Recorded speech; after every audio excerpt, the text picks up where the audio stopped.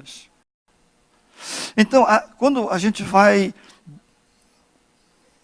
na linha da adoção, não tem sentido isso, e parece que isso fica seguindo muitas pessoas, já mesmo depois de terem adotado.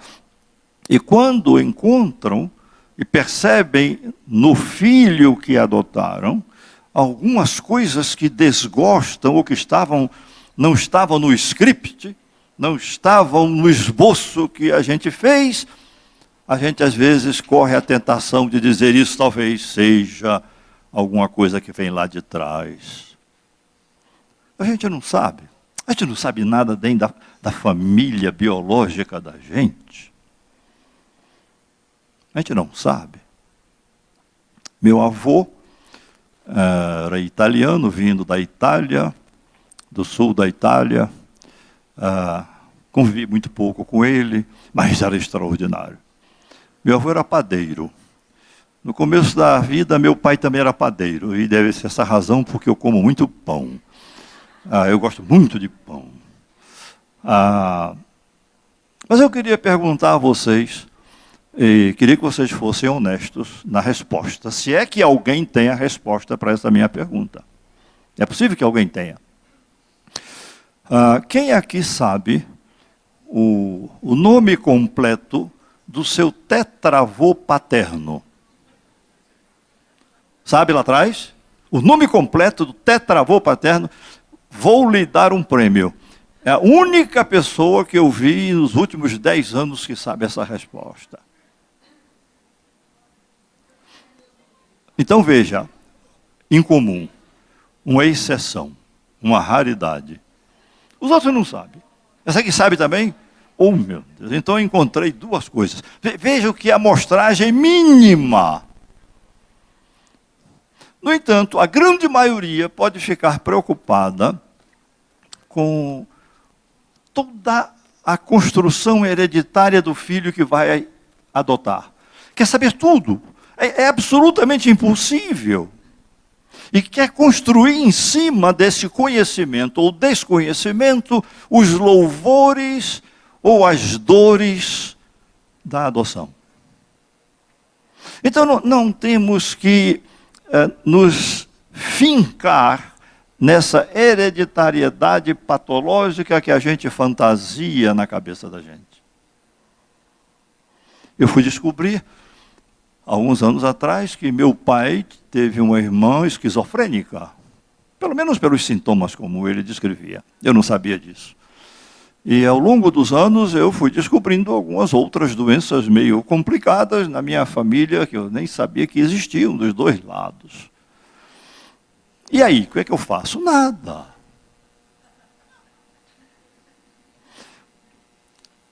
Bem, aqui há um item que me parece meio deslocado, mas eu coloquei porque eu olhei na programação, quando cheguei aqui, que fizeram um resumo do que eu iria dizer aqui, e eu não iria dizer isso. Né? Mas como está no programa, e que colocaram, eu me sinto na obrigação de falar alguma coisa, porque colocaram lá. Que dentro desse contexto, eu achei melhor incluir aí, como falar sobre a origem, já que eu estou discorrendo um pouco sobre essa questão da origem, né? Coisa que a gente fala todas as vezes que se encontra. Eu já estou cansado de dar entrevista em rádio, televisão, jornal, sobre adoção, e eles invariavelmente chegam naquela pergunta: como é que se deve dizer? Qual é a idade melhor para se dizer? E eu vou e digo. Eu até já escrevi um livro só sobre esse assunto. Quando as pessoas me perguntam muito, está aqui o livro. Porque é um livro só sobre isso, que se chama Adoção, Origem, Segredo e Revelação. Aproveitar para fazer a propaganda. Aliás, olha, sim, levantaram os livros ali, é que muitas pessoas estavam atrás de mim. Cadê seus livros? Cadê seus livros? Os livros não chegaram.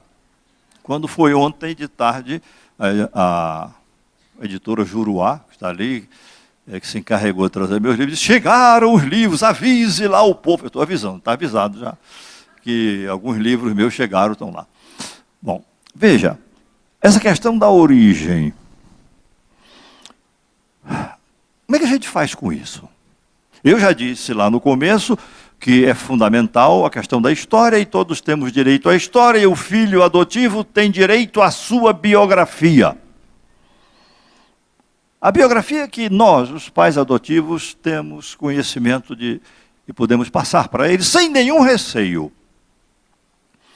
Quando o filho adotivo mais adiante, e na adolescência é muito comum, eles quererem buscar o conhecimento dessa origem, isto é, mãe e pai, geralmente eles falam a mãe, não é? Até acredito eu, para reconhecerem que o pai é uma coisa mais complicada. Mas querem conhecer os pais biológicos. E alguns pais tremem nas bases, e agora? Como é que vai ser? Não vai ser nada. E quando ele demonstra esse desejo, não está querendo mudar de parentalidade. Ele está querendo fazer a vinculação histórica.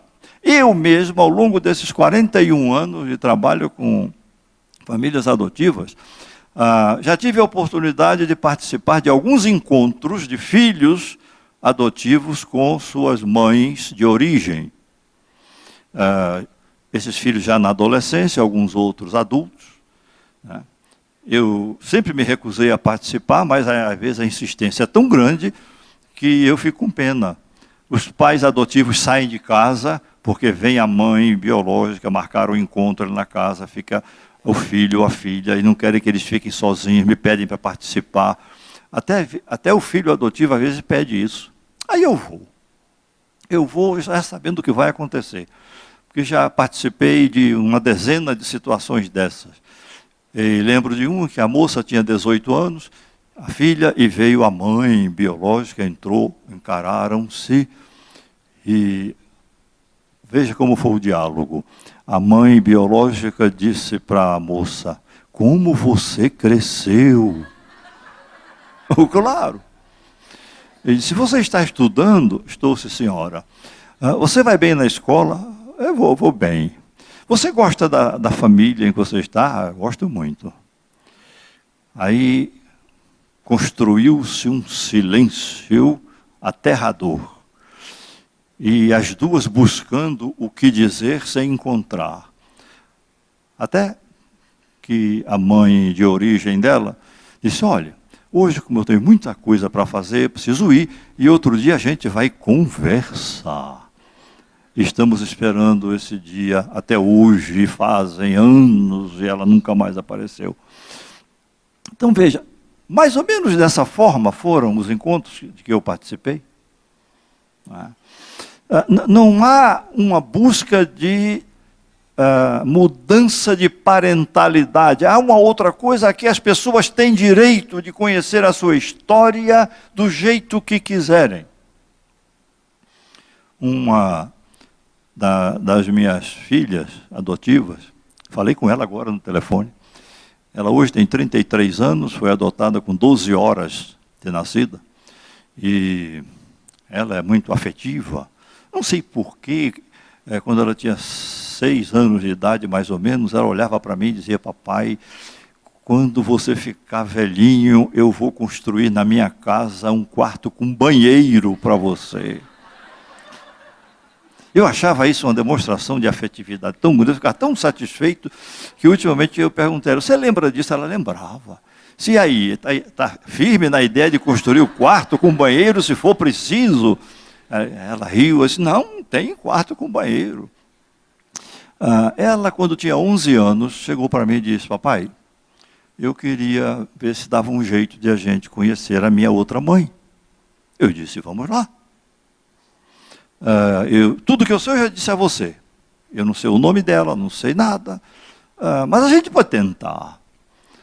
Aí ela me disse o seguinte, na minha certidão de nascimento tem lá uma maternidade, é aquela mesma que eu nasci? Isso é. E a data do meu nascimento é exatamente aquela? Isso é. Então a gente pode ir lá nessa maternidade, lá deve ter um livro, uma coisa com os nomes escritos. Eu digo, com certeza. Mas, como a gente não sabe o nome dessa sua outra mãe, você não era registrada, então você era conhecida nas horas que passou lá, com o nome dessa mãe, que a gente não sabe o nome. Então, como é que a gente vai fazer? Ela disse, mas a gente pode tentar. Eu digo, sim, vamos tentar. Vamos tentar. Vamos marcar um dia para ir lá. Aí ela me disse uma coisa extraordinária. Eu disse, papai, a gente nem precisa ter muito trabalho, porque não precisa olhar todas as crianças que nasceram ali naquele dia e naquele ano, não. Basta ver as meninas. Ela estava prontinha, com todo o esquema montado. Eu disse, vamos lá. Vamos marcar para a gente ir lá. Passaram-se uns dias, umas semanas, e ela não falava mais. E eu disse, Ju, vamos lá, na maternidade. Ela disse, não quero mais não. Eu disse, por que você não quer mais? Eu só queria saber se você ia. Veja que lição extraordinária ela me deu, que ensinamento. Eu só queria saber se você estava firme na sua relação comigo, traduzido em uma linguagem adulta. Né? Eu só queria saber se o amor que você tem por mim é tão profundo que você não teme nada.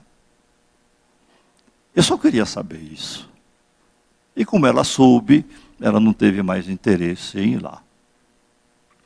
Então, essa questão da origem, eu já me apagaram ali, mas eu decorei.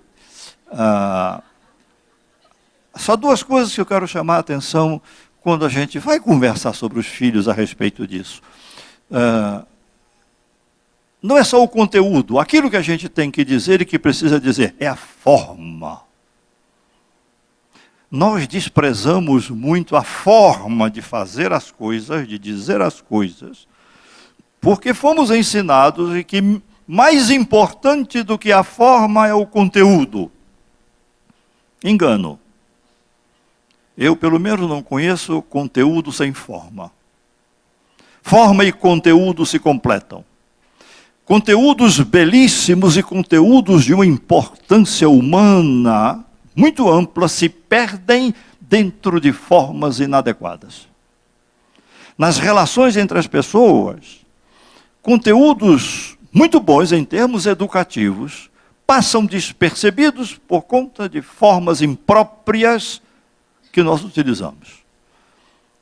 Formas ásperas, agressivas, críticas, sem sentido de uma crítica exacerbada, formas que são díspares em relação ao conteúdo. Então o conteúdo se perde dentro de formas que não são próprias. Cuidemos da forma. Forma da nossa conduta e forma naquilo que nós utilizamos quase que num percentual maior nas nossas relações, que é a verbalização, é a palavra. A palavra, para nós, é fundamental, embora a palavra não sirva em muitas situações. Rubem Alves, educador brasileiro, muito amigo meu, embora não o veja há 30 anos, ele diz uma coisa extraordinária. A palavra só deve ser falada quando melhora o silêncio. Se a gente começar a pensar nisso, a gente vai passar muitos espaços do dia sem falar nada. Porque não precisa falar nada. Quantas palavras são jogadas fora? E quantas palavras prejudicam as relações porque elas não acrescentam, não melhoram o silêncio. Então, a forma tem a sua importância. Muito bem. Uma observação aqui. Desculpa. A coordenação pede para avisar que quem tiver perguntas, ali tem um jovem simpático ali, a postos, e recebendo as perguntas. Então, eu interrompi para esse recado para vocês. Obrigada.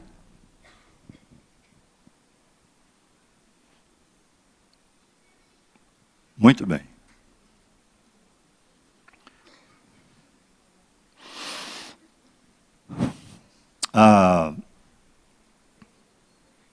Nessas especificidades dos pais adotivos, o filho adotivo e as suas dúvidas sobre a parentalidade, eu mencionei uma questão que daria para a gente conversar aqui a metade do nosso tempo. Nesse contexto, há um risco de a gente, nós pais adotivos, tomarmos como definitivo aquilo que é provisório. O que é isso? No processo de relação com a criança adotada, há situações que são provisórias. E nós tomamos aquilo como definitivo em relação ao comportamento dele, com receio que ele seja daquela forma. O filho adotivo às vezes se expressa de uma forma agressiva, se expressa de uma forma resistente ao amor imenso que nós temos por ele. Eles como que rejeitam as nossas expressões afetivas. Eles estão se debatendo num processo de rearticulação. E nós, às vezes, tomamos isso que é provisório como se fosse definitivo, e então instalamos um processo de angústia e de medo dentro de nós. Eu quero chamar a atenção para esse fato. No processo educativo das crianças adotadas, não tomemos o que é provisório como sendo definitivo. Aliás, até nós somos provisórios aqui.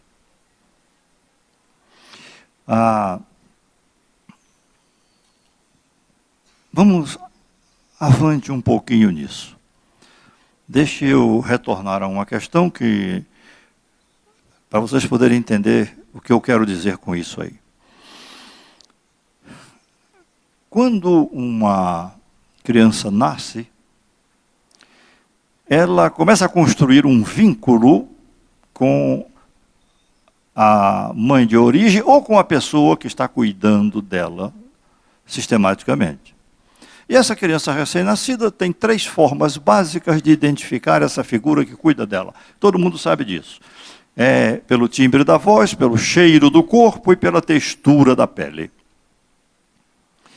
E aí ela vai construindo essa relação.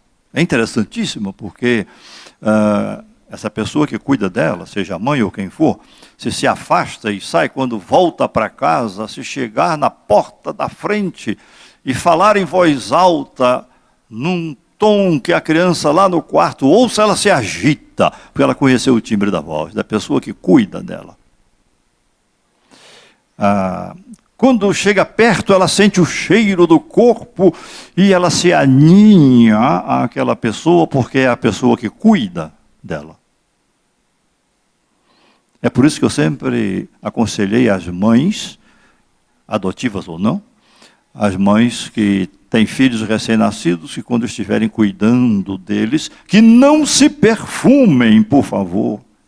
Porque isso desfigura o cheiro natural do corpo e confunde a criança, e vocês não sabem o que vai produzir isso de distorção mais adiante nos processos de aprendizagem. Que não é assunto nosso aqui. Veja, quando uma criança é adotada, e que faz essa transposição de uma pessoa para outra, ou de um grupo familiar para outro, o que é que acontece? Mudam-se cheiros de corpo, timbres de voz e texturas de pele. E ela tem que se adaptar a uma nova textura, a um novo cheiro e um novo timbre. Isso é ameaçador para ela. E nós temos que entender que isso é provisório e não é definitivo.